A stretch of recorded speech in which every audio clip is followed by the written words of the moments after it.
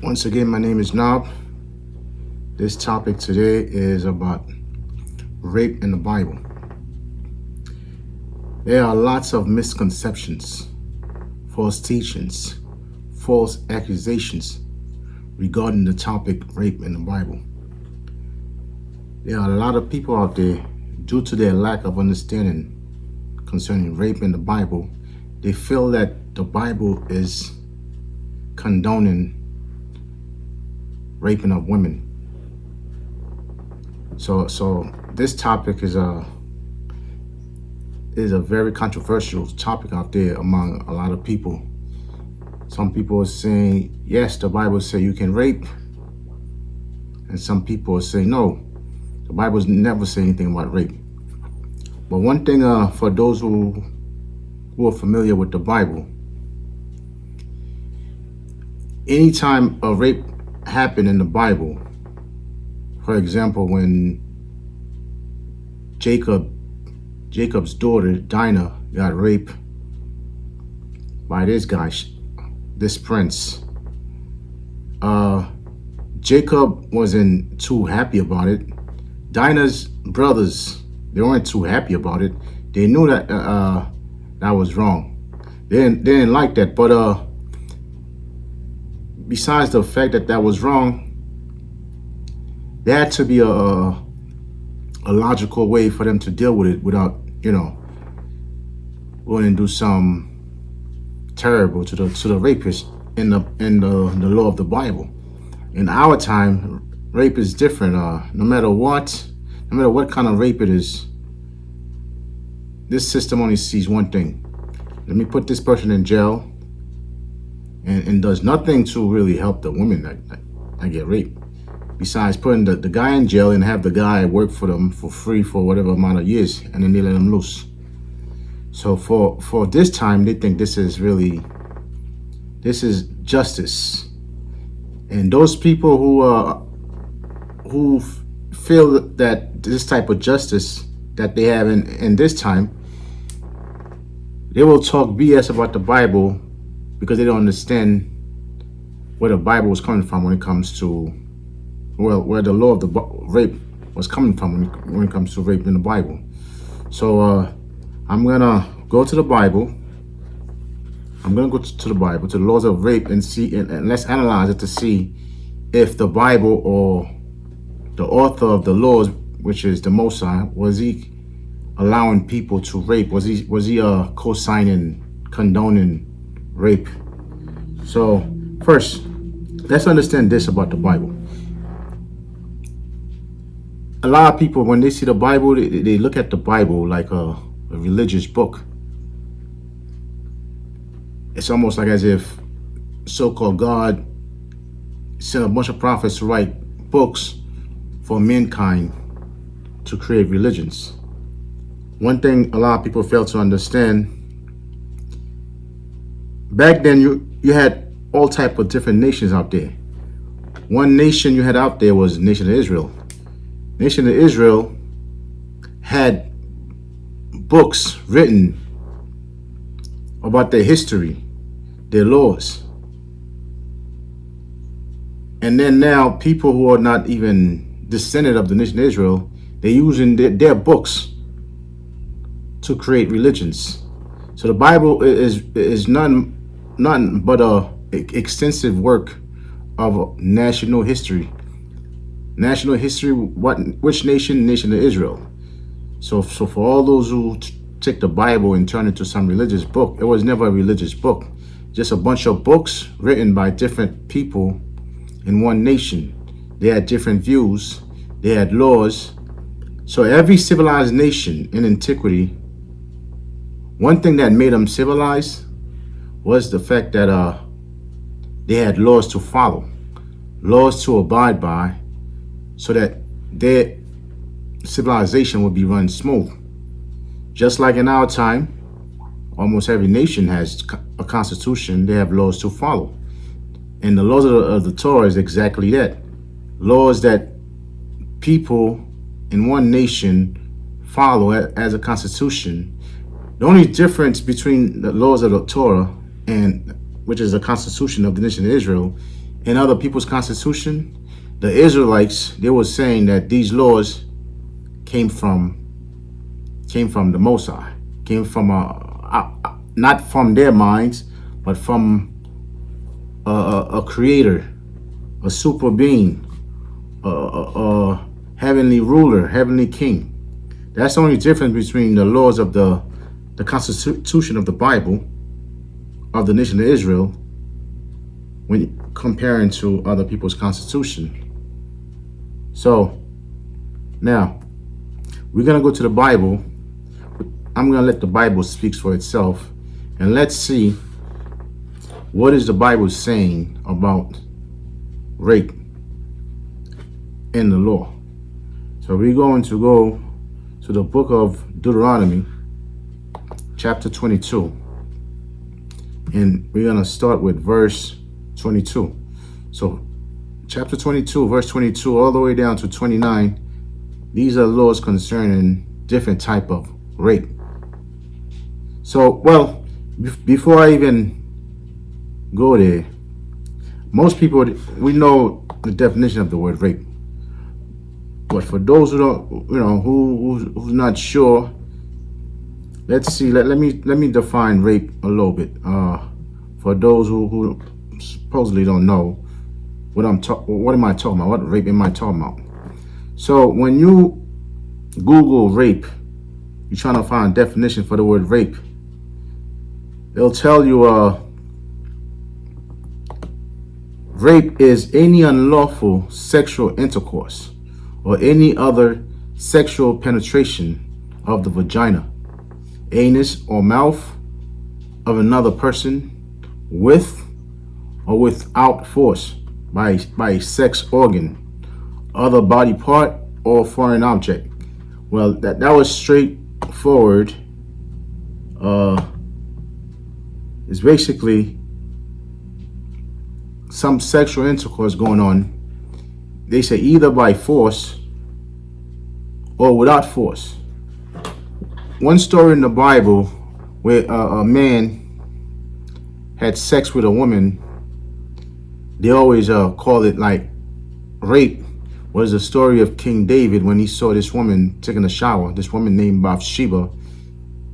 But him being the king, and he was lusting after what he saw, he knew her husband, and her husband was one of his good soldiers. So somehow he had sex with her.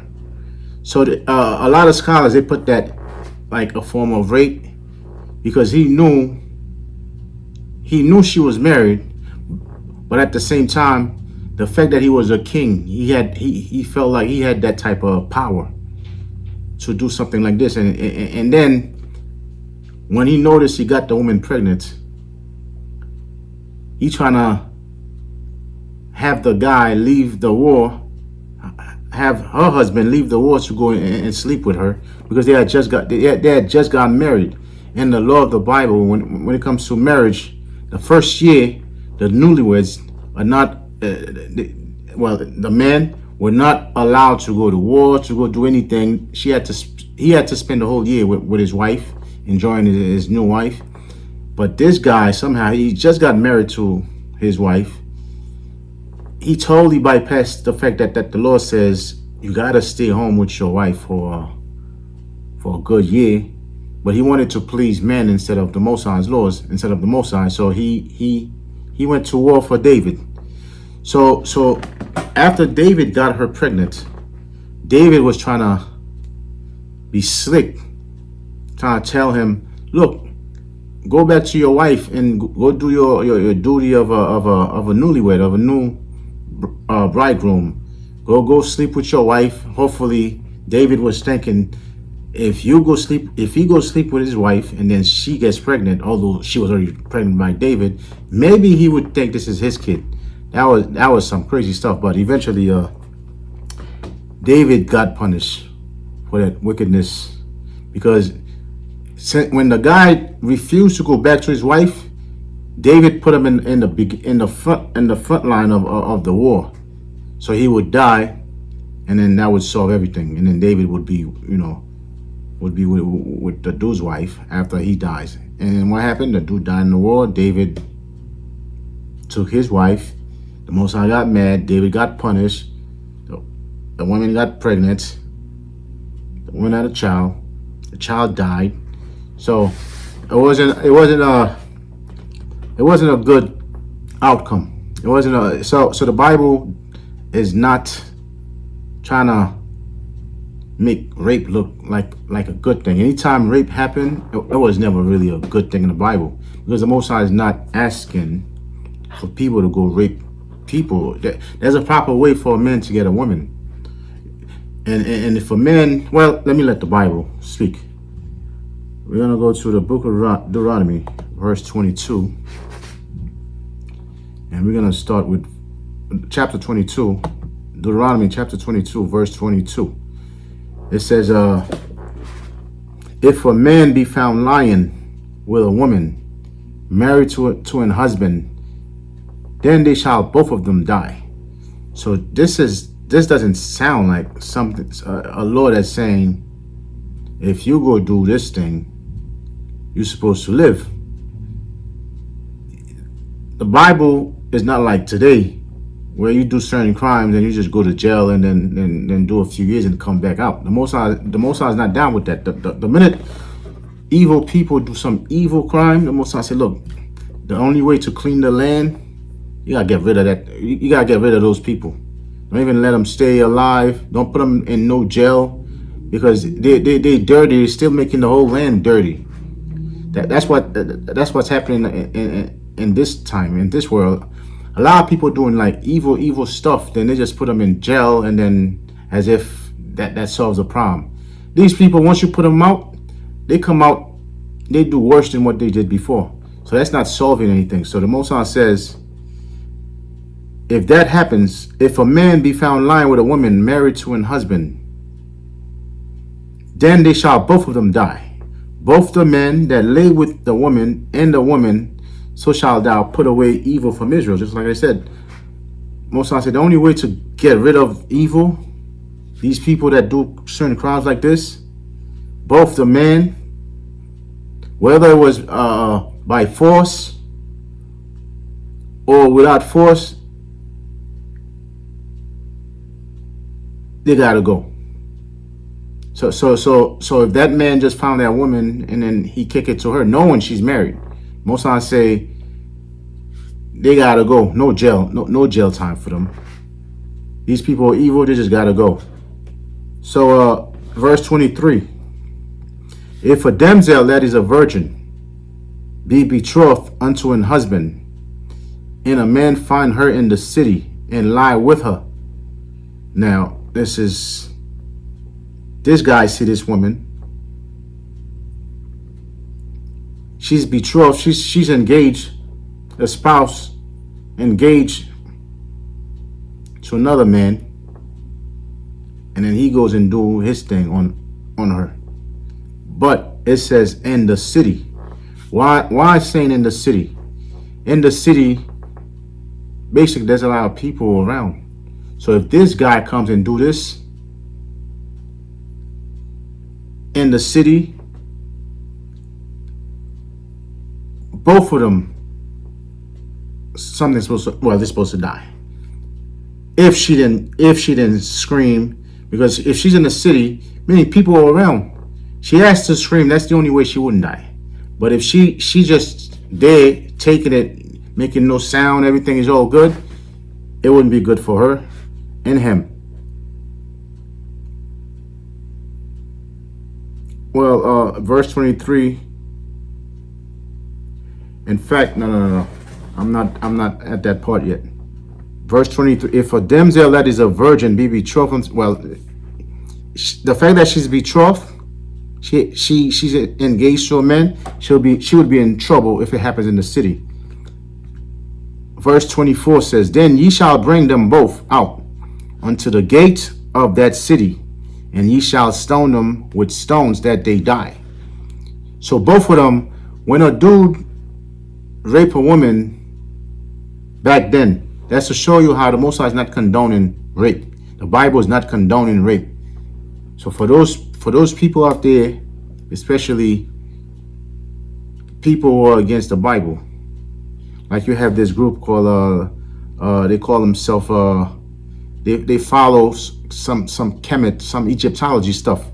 They're quick to read these things and say, look, the God of the Bible, the so-called God of the Bible, he's a bad guy. He lets people get raped, and then he's okay with that. But when they read this, I don't see how they get in this. Let me read it again. If a damsel that is a virgin be betrothed unto a husband, and a man find her in the city and lie with her, then ye shall bring them both out unto the gate. Ye shall stone them both, so they die. Now this is the part I had said before. There are women now who's betrothed to this guy, the damsel, because she cried not, being in the city. In other words, out there in the public where you have a lot of people it's not in some place where that is hidden in the woods. It's out there. So anywhere in the city, he's doing his thing, and then she's not screaming, she's not doing anything to show that she's getting raped. So the Most High say, well, he has to die and she has to die. They both have to be stoned to death, not to put in jail. So all those people that are speaking against the Bible, they're in a society where laws concerning rape is more a lot more barbaric than the law of the Bible. But they'll agree with the laws of the Bible. Obviously, they want to rape. They want to rape women, go to jail, and then come back out so they can rape more. That's the only way I can see why they even speaking against rape in the Bible. So the Most High say, look, evil people do certain evil stuff. It's not every law somebody gotta get killed, but certain laws, the Most High say, look, this is too evil. You cannot let this person breed, live even one more day. That person gotta go. And that's the only way the land can stay clean. But America is dirty as hell. Dirty as hell with all type of dirty people doing all type of dirty stuff. Filled with dirty people. And then when dirty people do dirty stuff, they put them in jail. Like I said, which is a barbaric system. Most I don't believe in certain crimes for you to go to jail. Because as long as you're there, alive, in the land is dirty because you are dirty. You're making the land dirty. So when they take a sick, crazy, filthy, evil person, they put them in jail, that's making the whole land dirty. The whole place is dirty.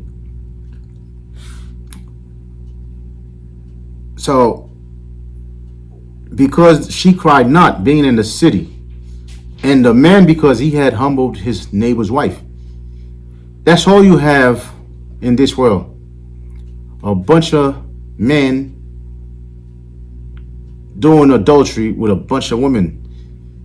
It's like if you even watch music, how for some reason this world is filled with dudes who's obsessed with sleeping with other men's wives, and they're the same dudes that's gonna talk funny, crazy about the Bible.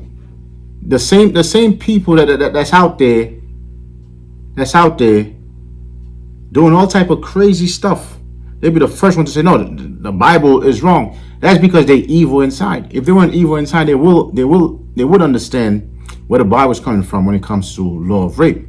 But they understand where places like America is coming from when a rapist get locked up.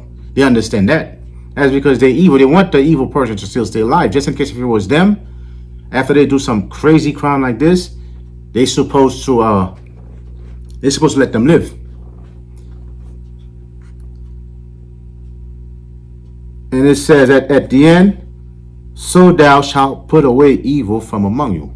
Most I said the only way to clean the land, to get rid of evil stuff, these people gotta get killed. That's it. At least when you listen to music, especially hip hop, all these dudes, you got this clown, what's his name? Trey Songz, whatever he call himself, Mr. Steal Your Girl. If that was back then, this guy probably would have just been stoned just for saying this. You know, all these dudes, they rapping about, you know, dealing with other dudes' wives. And then the government is sitting down watching these idiots doing this, knowing that that's gonna cause all type of chaos among, you know, among dudes, because the Bible says jealousy is the rage of a man. You go deal with somebody, some dude's wives. The Bible says there's no gift you can bring to him.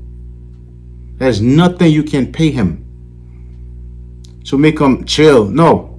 Jealousy is the rage of a man. So now this Lord, this wicked system, seeing all these things happening,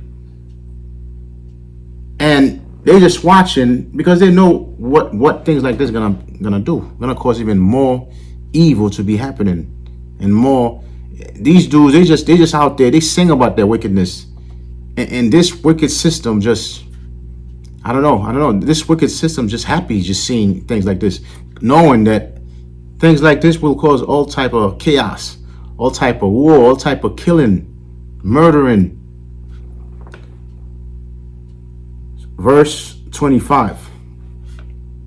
But if a man find a betrothed damsel in the field, and the man force her and lie with her, then the man only that lay with her shall die.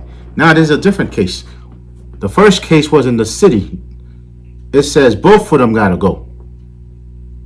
Now, if it's in the field where it's hidden now, not out in the open for everybody to see, for everybody to know, it's some in some woods.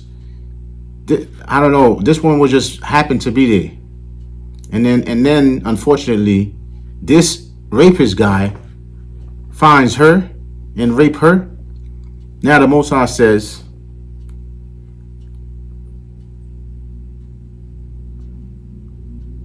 then the man only that lay with her shall die. The only person that's supposed to die is the man. Why is that? But unto the damsel thou shalt do nothing. There is in the damsel no sin worthy of death. For as when a man riseth against his neighbor, and slave him, even so is this matter. So the Most High said, look, it's just like when this guy pull out his gun and shoot this guy in cold blood, and this guy didn't even stand a chance. The person who do the killing, who do the shooting, that person needs to go. So it says this woman, because she was there helpless in the field where there's nobody there. Most I say, even whether she scream or not, it doesn't matter, because nobody's there anyway to hear that she was screaming. So a dude rape a woman in the field. That woman, that's the only way that woman would stay alive without being killed, just like that wicked man that goes and kill and rape that woman. But now, so far, I'm trying to see in these laws, these rape laws, where do these people get that misconception from that the Bible condones rape? We're gonna read more until 29, because I think in verse 29 that's when most of them say, look, there you go, this is what I'm talking about. We're gonna get there. Verse 27. For he found her in the field, and he betrothed, and the betrothed damsel cried, and there was none to save her. I already said that. If it's in the field, there's nobody there to save her. So that guy had to be found and had to be killed. No jail time, just killed. Certain evil crime people do, like I said, that jail system is a barbaric system. It's a system that caused the whole world to be crazy, to be dirty, because you keep collecting a bunch of evil people. They make money off of them by making them work for free, and then they put them out. The minute they put them out, that evil person gonna do the same evil thing again. Maybe next time he'll be smarter about it, so he doesn't get caught. That's the only difference. Once that person, according to the Bible, certain evil people do. There's no such thing as going to church, pray to Jesus. Jesus gonna change you. No, the Most High said you gotta go. That's it. So you see, if this world was doing things like this, there's a lot of evil that are happening now wouldn't be happening. People would think twice before they do certain things. But when you have the leaders, they are the top rapists, they are the top murderers, they are the top thieves. Of course they don't want to put laws like this, because one of those days it may be them, and they don't want to die when they're doing those evil things. So that's why they write laws like this. Verse 28. If a man find a damsel that is a virgin. Now, verse 28, going into this time now. This is a woman that is not engaged, a non-married woman that has no husband and not promised to anybody, which is not betrothed, meaning not promised to anybody, and lay hold on her and lie with her, and they be found. Now, it's the same act the person is doing, because a lot of people, they playing with these words, saying, well, they say lay hold on her. Lay hold doesn't mean lay hold, it means something else. You know, no, lay hold means just lay hold. That's it. Lay hold. Just you lay hold on the woman. That's it. Stop playing games saying no, this lay hold doesn't mean lay hold. It means some other foolishness. No, it literally means lay hold. Lay hold on her. This dude, this rapist guy, he see this nice looking virgin girl, not promised to anybody, not married, young virgin. Then, well, I'm not saying if she's old virgin, you can rape her. I'm not saying that. But usually the word virgin was a young woman, and a young woman usually they didn't have sex yet. They weren't supposed to have sex yet until marriage. So, which is not betrothed, and lay hold on her and lie with her. Lay hold on, grab her and lie with her, meaning sexual intercourse. And they be found. Now, the news is out. Now, people know about it because she didn't come out and say it. He didn't come out, or she came out and told her parents. And then now the story's out. Verse 29. Then the men that lay with her shall give unto the damsel's father 50 shekels of silver. Well, back then, a young woman getting ready to get married, she's a virgin. The groom's family was supposed to pay something called a dowry for before a wedding took place, before they got married. So now this guy, he didn't do it that way, the right way. Go and ask for the woman to pay the dowry. He decided to rape her instead. I mean, now people are gonna say, well, if he rapes her, something bad's supposed to happen to him, or else the Bible's wrong. Well, in this case, the Lord is saying the fact that she's not married, she's not a spouse, she's not promised to nobody.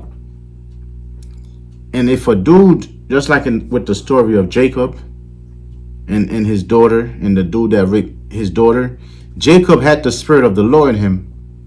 That's why he came up with the idea, let's marry them. Because let's analyze this. You have a daughter. She's not married. She's not engaged to anybody. Maybe you had somebody in mind, but you don't know. And then some dude comes and rape her. Now you go and kill the dude. Now this woman is pregnant with a child. Yeah, though his father gonna be a rapist, but now he doesn't even have a father. And this woman now, even if she didn't get pregnant, back then, even still now, that culture should be happening. If dudes, when they get married, they'll find virgins.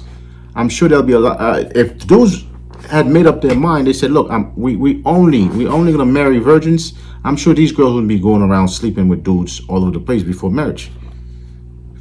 So this man find this young girl, rape her. The Lord says, guess what? You gotta pay the dowry that you were supposed to pay. If you had done it the right way, you still gotta pay. But this man wasn't supposed to be put in jail or killed because she was a virgin. So that's the part that people would say, well, no, that's not the right judgment. So in their mind, the right judgment should have been, now this girl, she's raped. She can't even find another man because a lot of men, they're gonna feel bad for her, but they're not gonna want to have her as a wife. Like, look, I understand what happened to you. I feel bad, but back then men were looking to marry virgins, not women. That's been around the town. Well, those who were been around the town, it wasn't good for them. Those usually they were prostitutes. In the time that we live in right now, most of the women out there, they are what the time of the Bible would call prostitutes, whores. They're already dealing with a million dudes before they get married. And then when it's time for them to get married, they find a sucker that's gonna take them and put a white dress on them. A sucker that's been around town too. So people in this time, they thinking that this system is better than the system in the antiquity. You gotta be like totally on crack if you comparing back then with now, and you think this evil system is better than back then. So this guy, he had to pay 50 shekels of silver to a father, and she shall be his wife.